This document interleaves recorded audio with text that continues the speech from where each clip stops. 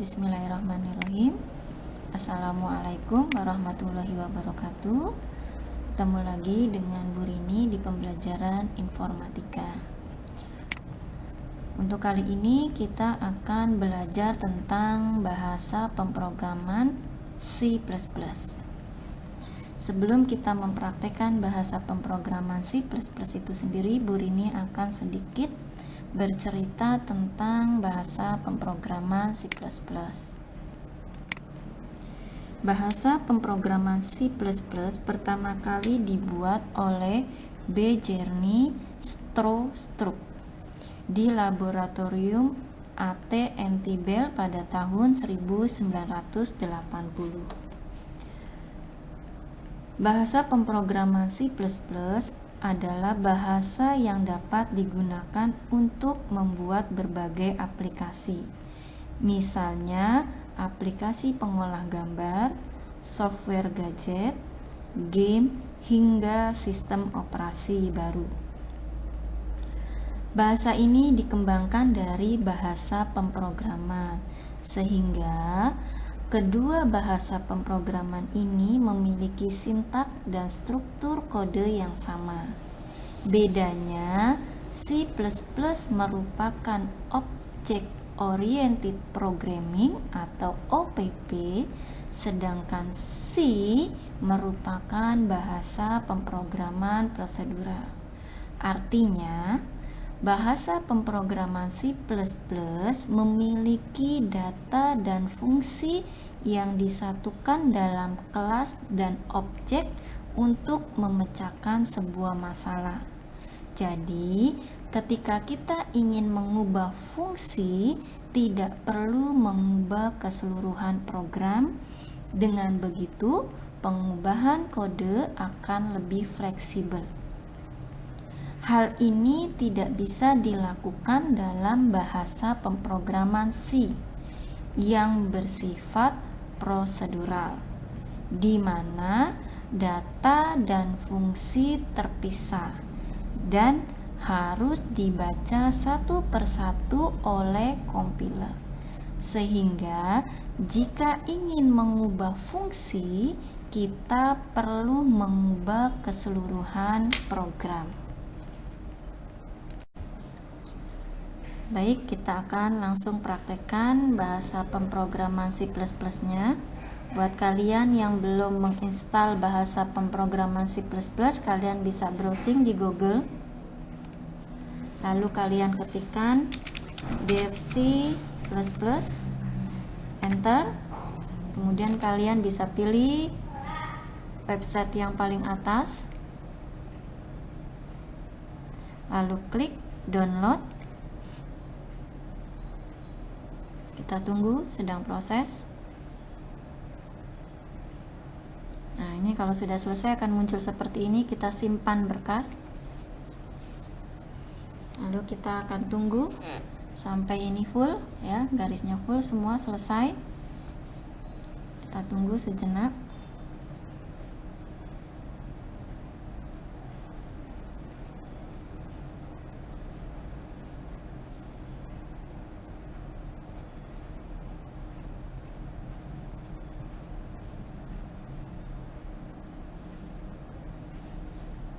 Ini waktu tersisa, ya, 13, 12, 11, 8 detik lagi. Oke, sudah penuh. Lalu kita buka filenya di sini. Kemudian kalau sudah, kita tinggal double klik dfcpp nya, kita klik stop. Kita tunggu prosesnya.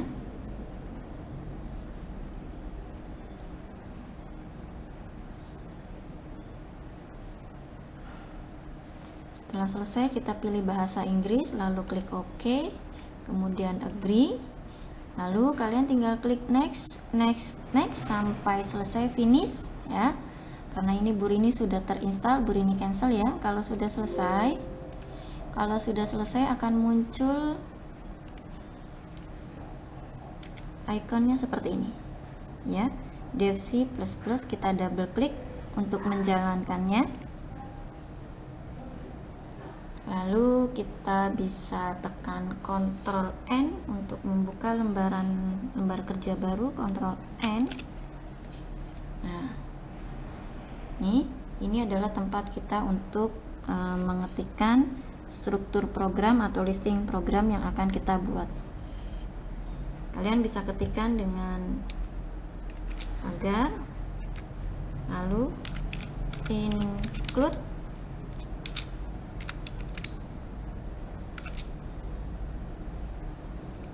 C-nya,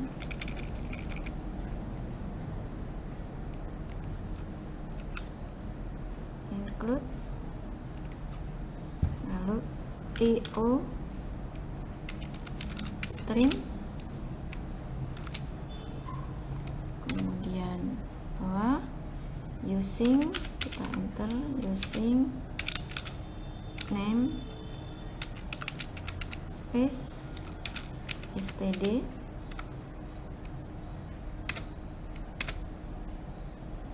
Lalu ketikkan int main dan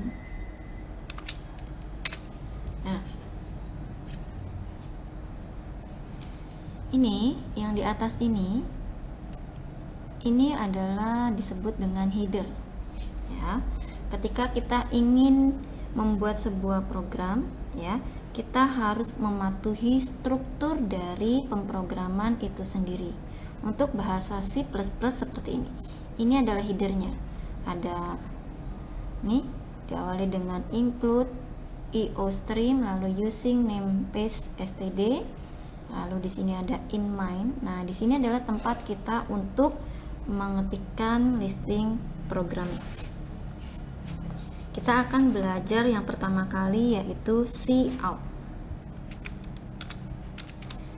Cout ini berfungsi untuk menampilkan suatu karakter. Lalu diiringi dengan tanda apa itu lebih kecil 2 kali, lalu petik.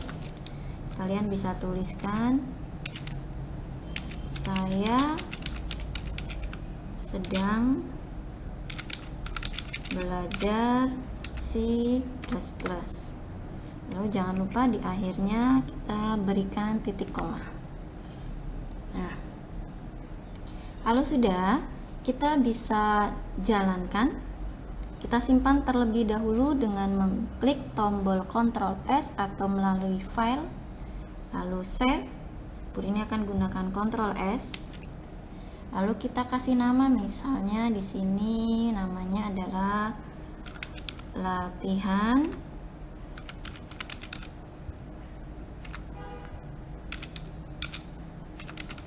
pertama. Nah, lalu klik save. Kemudian kita bisa jalankan, kita compile dengan ini, melalui ini, icon ini ya, atau bisa dengan execute, lalu compile and run, atau dengan tombol F11, atau kita compile terlebih dahulu juga bisa. F9, kita compile terlebih dahulu ya. Nah, di sini perhatikan errornya sudah 0, warningnya 0. Itu artinya program kita sudah benar. Kita jalankan dengan execute, lalu run. Nah, ini hasilnya. Saya sedang belajar bahasa pemrograman C++. Nah, perintah cout. Ya, tadi kita menggunakan perintah cout, yaitu digunakan atau fungsinya untuk menampilkan suatu karakter. Nah, kalau tadi kita menjalankannya dengan lewat execute gitu ya, compile lalu run, kita juga bisa langsung menggunakan icon ini ya. Nah, ini kita coba klik. Nah, hasilnya sama. Saya sedang belajar bahasa pemrograman C++. Oke, sudah.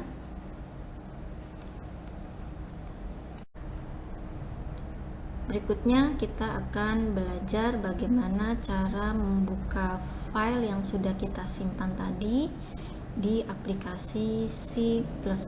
Kita buka seperti biasa dev C++ nya. Kalau sudah, kita bisa klik file lalu open, atau kita bisa gunakan Ctrl O, lalu kita cari file yang sudah kita simpan. Yang kita buka adalah file yang C++ source file. Nah, ini kita akan buka file pertama, lalu open.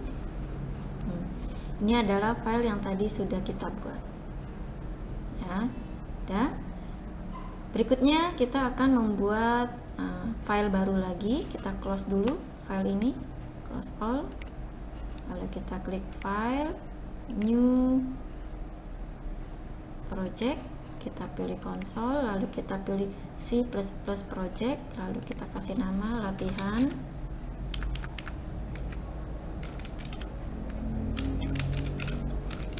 kedua. Oke, simpan, kasih nama lagi, ini latihan kedua ya, kita samakan latihan kedua. Udah, kalau sudah, ini seperti biasa include IO stream. Yang ini kita buang saja, kita hapus ini ya, kita hapus ini juga, kita hapus.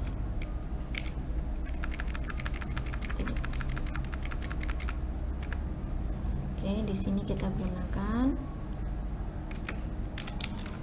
using name space spasi std. Ya, ini Burini hapus ini. Kali ini kita akan belajar yang namanya tipe data. Pada bahasa C++ ya, ada banyak sekali tipe data. Kita akan belajar tipe data yang biasa digunakan, yang umum atau biasa digunakan. Oke, kita akan membuat komentar di sini.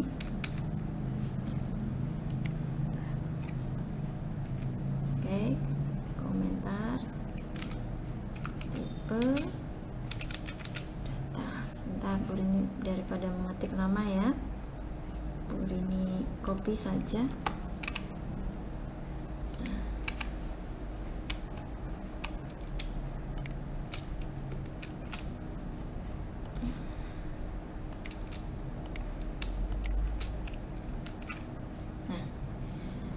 Pada C++ kalau ada pagar nih, garis miring slash 2 kali, lalu slash bintang ditutup dengan bintang slash, maka yang tertulis di tengah-tengah sini tidak akan dijalankan atau tidak akan nampak ya. Ini hanya sebuah komentar saja.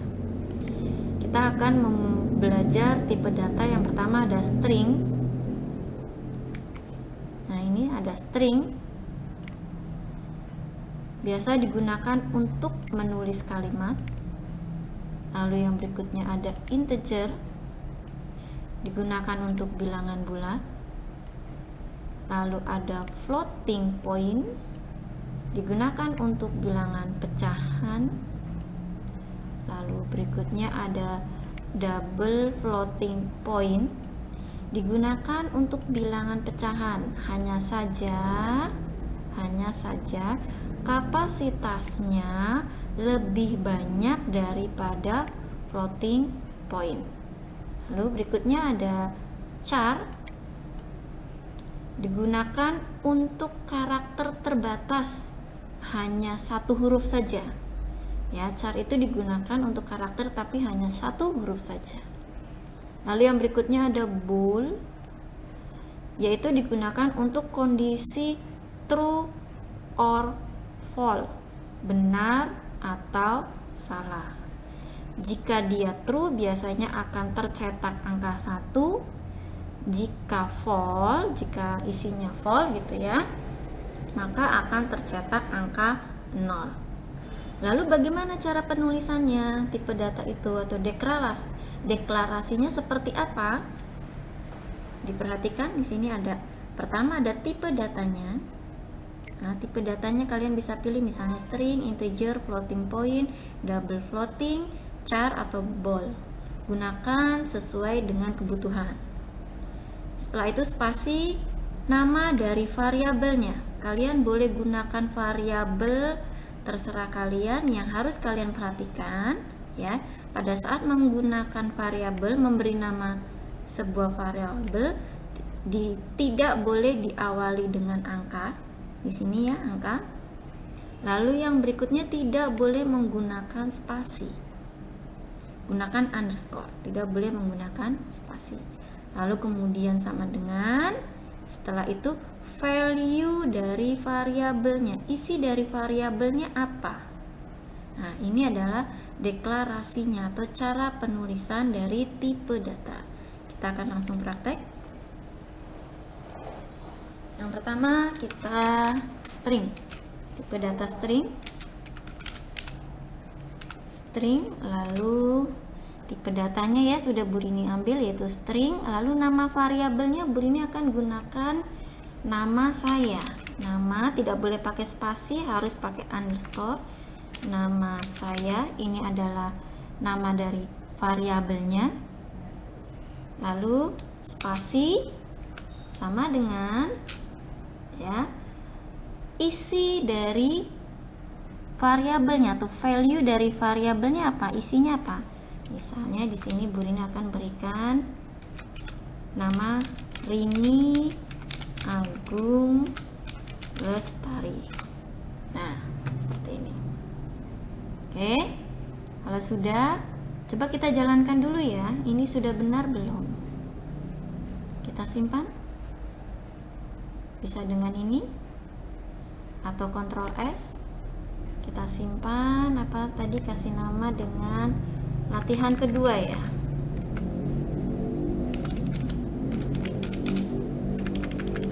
Besar.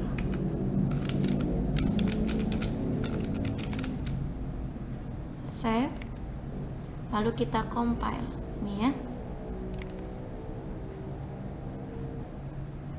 Oh, ada kesalahan di sini. Tipe data. Jangan pakai spasi ya. Oke, simpan lagi. Lalu kita compile.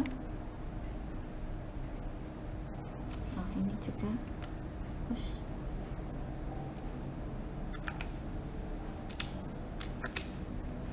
Oke. Oh, sini dikasih titik koma, jangan lupa. Kita save, lalu kita compile. Nah, ini sudah jalan. Hanya belum muncul ya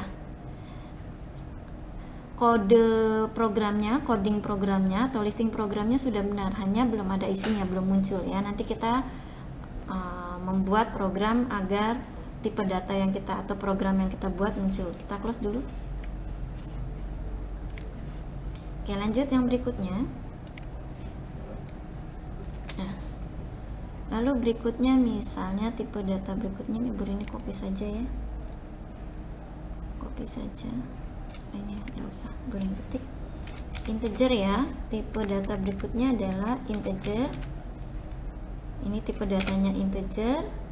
Lalu Bu Rini akan beri nama variabelnya adalah nama integernya, nama integer. Oh, bukan nama, nomor ya. Ini misalnya angka, nomor integer. Lalu sama dengan, lalu misalnya Bu Rini isikan 10. Integer itu bilangan bulat, tidak boleh pakai koma ya. Coba kita simpan lagi, kita compile. Sudah benarkah? Sudah benar ya. Lanjut, misalnya tadi katanya kalau memberi nama dari variabel tidak boleh diawali dengan angka. Bu Rini sini kasih angka 1, misalnya 1 nama saya. Ini adalah nama variabelnya, Bu Rini kasih nama 1 nama saya. Begitu Bu Rini simpan, lalu Bu Rini compile. Nah, ini terjadi kesalahan ya. Jadi tidak boleh menggunakan diawali dengan angka. Lalu berikutnya misalnya Bu Rini kasih spasi. Tadi katanya tidak boleh menggunakan spasi. Gini ya, Bu Rini gunakan spasi. Lalu Bu Rini simpan, Bu Rini compile. Nah, ini juga salah, terjadi error. Ya, jadi tidak boleh menggunakan spasi. Tidak boleh diawali dengan angka dan tidak boleh menggunakan spasi. Kita save lagi lalu kita compile. Benar tidak? Sudah benar ya. Lanjut yang berikutnya, tipe data berikutnya adalah floating. Float. Sini Bu Rini kasih nama variabelnya nomor underscore floating. Floating sama dengan isi dari floatingnya atau isi dari value variabelnya yaitu misalnya 12,5 karena ini adalah pecahan ya, tipe data pecahan. Yang berikutnya adalah double.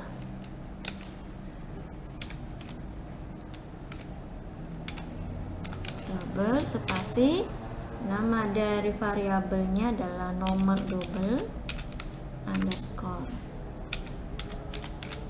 double spasi sama dengan isinya Bu Rini akan isi misalnya 50,5. Komanya menggunakan titik ya. Lalu yang berikutnya, tipe data yang berikutnya karakter atau char. Tipe datanya adalah char. Nama variabelnya Bu Rini akan kasih nama karakter. Lalu spasi sama dengan isi dari karakter ya. Karakter itu hanya 1 huruf saja. Tidak boleh lebih.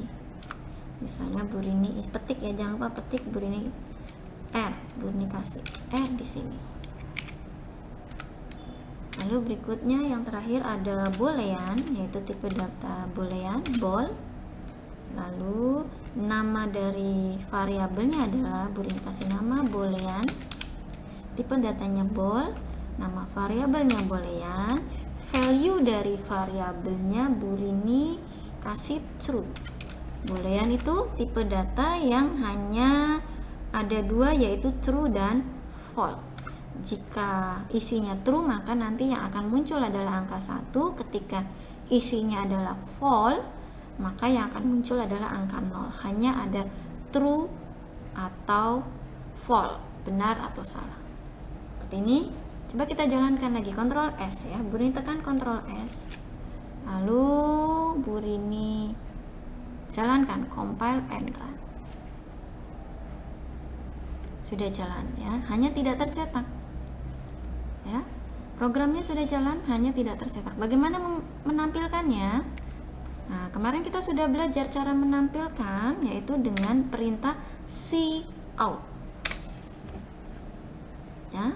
Kita ketikkan cout ya, lalu jangan lupa ini biasanya Bu Rini kurung apa ya, ini disebut dengan kurung siku apa ya, Bu Rini lebih kecil mungkin ya, Bu Rini sebut saja tanda lebih kecil 2 gitu ya.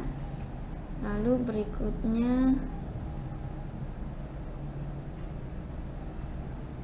berikutnya misalnya setelah itu string nama saya, Bu Rini tuliskan di sini nama saya ya, titik 2 spasi nama saya. Lalu di sininya jangan lupa untuk kita panggil variabelnya. Kita panggil variabel yang pertama yaitu variabel string, yaitu ini ya. Ini nama variabel kita panggil. Nah, Bu Rini copy saja sini. Nah, jangan lupa ya ini tanda ini lebih kecil 2. Lalu N, akhiri dengan nly. N, nah titik koma jangan lupa. Ini ya. Berikutnya beri ini copy saja ini ke bawah. Tampilkan tipe data berikutnya, misalnya tipe data berikutnya nomor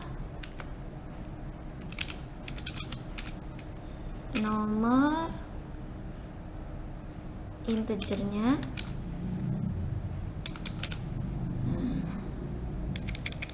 Nomor integer, lalu ini tadi untuk integer nama variabelnya adalah ini. Kita panggil nama variabelnya, kita masukkan di sini nama variabelnya. Jangan lupa dikasih tanda lebih kecil 2 di sini ya. Lalu ini juga untuk mengakhirinya ada tanda lebih kecil, lalu n, ada l di sini, n, l, lalu titik koma. Berikutnya kita tampilkan lagi, berikutnya adalah ini copy ini dulu ya, biar ini. Nah, ini copy ini saja dulu. Ctrl C, beri ini copy ke bawah, Ctrl V. Kita butuh berapa? 3, 4, 5, 6. 3, 4, 5, 6. Oke, dah. Integer sudah, lalu yang berikutnya nomor floating.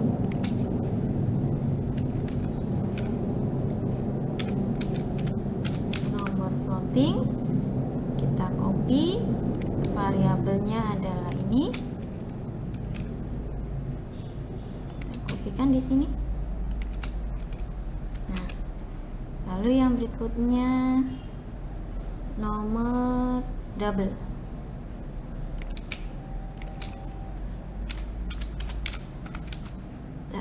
Lalu kita variabel dari nomor double ini, variabelnya kita kopikan di sini. Lalu yang berikutnya karakter. Sini karakter, variabelnya adalah ini karakter. Beri ini copy di sini.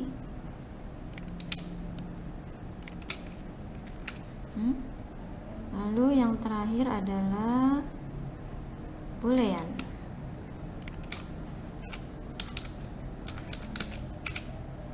Lalu nama variabelnya adalah ini. Beri ini copy ke sini. Ctrl V. Udah, kalau sudah kita Ctrl S, simpan. Lalu kita jalankan. Jalankan itu bisa dengan menekan tombol F11. Beri tekan tombol F11. Nah, perhatikan sudah jalan ini, lihat. Perhatikan ya. Nah, ini account C out nama, ini muncul nama ya, nama saya. Nih, C out nama saya, ini muncul di sini nama saya.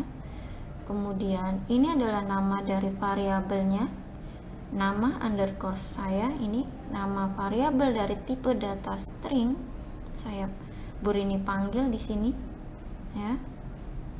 Nah, isinya apa? Isinya adalah ini. Value dari variabelnya adalah Rini Agung Lestari. Makanya di sini muncul Rini Agung Lestari. Sama dengan di bawahnya. Yang di bawahnya ini nomor integer. Ini muncul nomor integer. Kemudian variabelnya beri ini panggil ini ya, nomor integer, ini dia nih. Nah, beri ini copy dari sini nih. Nih variabelnya nomor integer, beri masukkan di sini. Lalu isinya value-nya berapa? Ini 10. Nah, ini 10. Makanya di sini muncul 10. Karena integer ini adalah tipe bilangan bulat, ketika beri ini masukkan di sini misalnya 10,5, kita simpan dulu, Ctrl S, lalu tombol F11 untuk mengcompile. Nah, munculnya tetap 10. tidak mau 10,5 karena integer tipe bilangan bulat. Dia akan melakukan pembulatan. Misal di sini Bu Rini ganti misalnya 11,5. Ya, Ctrl S lalu Bu Rini jalankan. Nah, ini lihat. Yang muncul hanya nomor 11, angka 11, tidak 11,5 ya. Oke, lanjut. Ini Bu Rini ganti ya, karena integer adalah tipe bilangan bulat. Yang berikutnya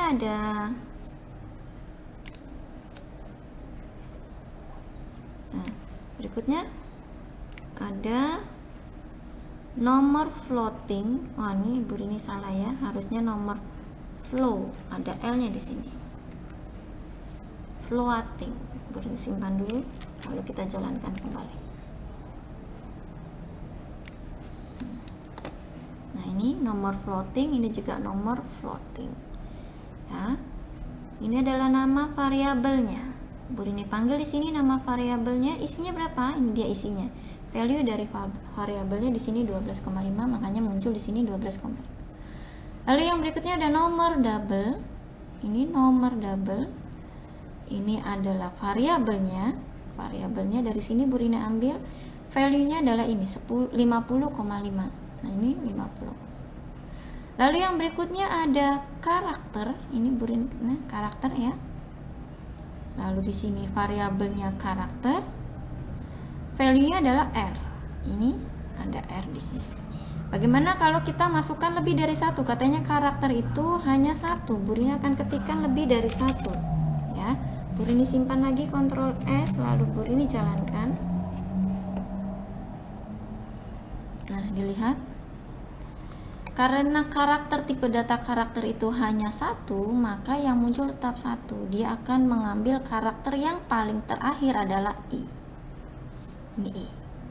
Gitu ya. Karena adalah tipe data yang jumlahnya hanya satu saja. Paham ya sampai sini ya? Bu Rini ganti lagi di sini misalnya R, kembalikan, Ctrl S, lalu Bu Rini jalankan.